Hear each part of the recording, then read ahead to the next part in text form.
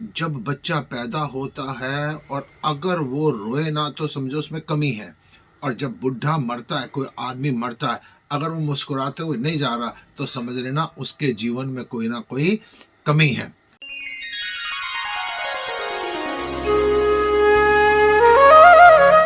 जब तू जग में आया था, जग हंसा तू रो,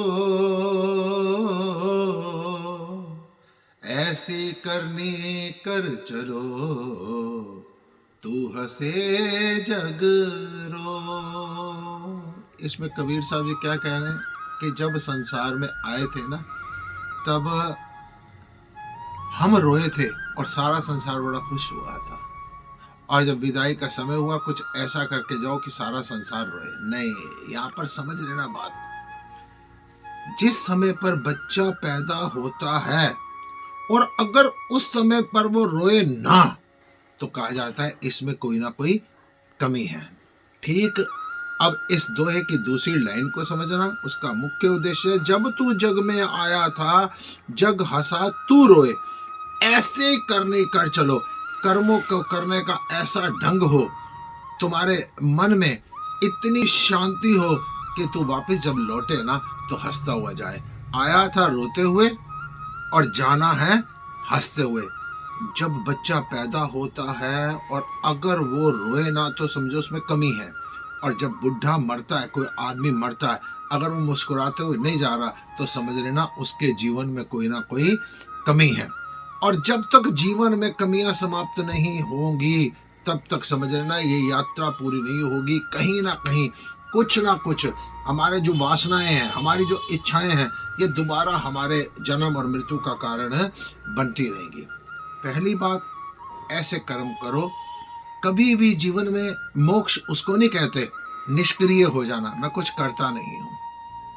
सक्रिय रहकर हमेशा काम करते हुए मन से अक्रिय रहना, निष्क्रिय नहीं होना। समझ लेना ध्यान से। सक्रिय रहते हुए मन से अक्रिय रहना कि करने वाला कोई और है। निष्क्रिय कभी भी मत होना।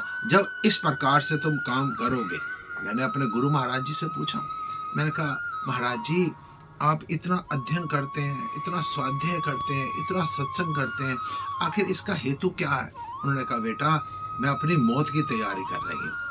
हमने विचार किया, उस समय पर समझ ही नहीं थी, जवानी थी, नशे में पागल थे।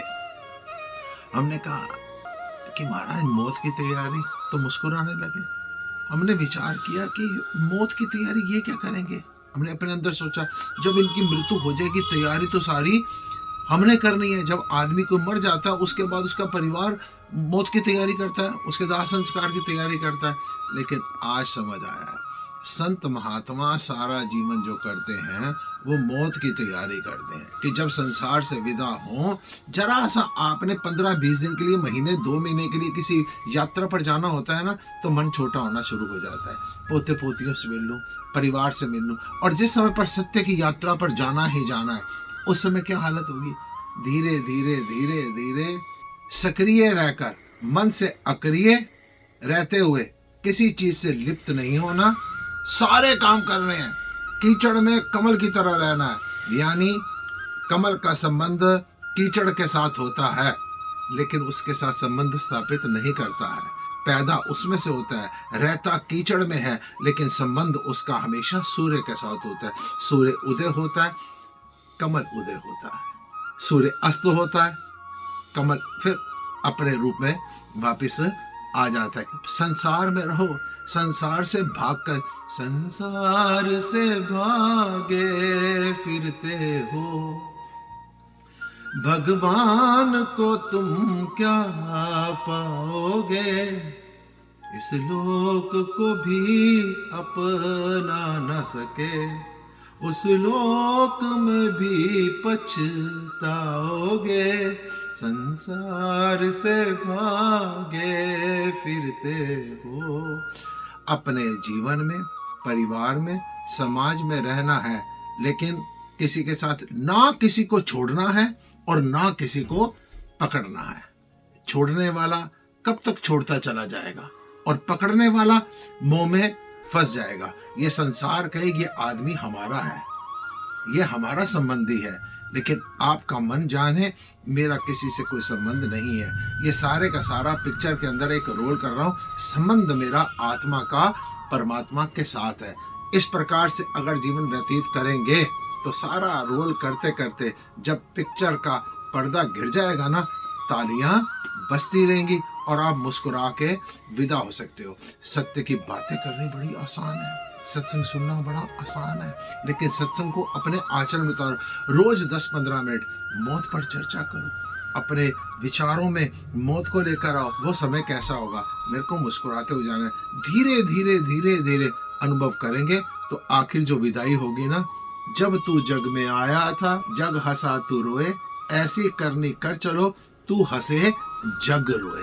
तुम हंसते हुए जाओगे लेकिन दुनिया तुम्हारे वियोग में रो रही हो। हमने रुलाने का संकल्प उनको नहीं लिया, हमने संकल्प लिया है खुद को हंसते हुए विदाई हमारी होनी चाहिए।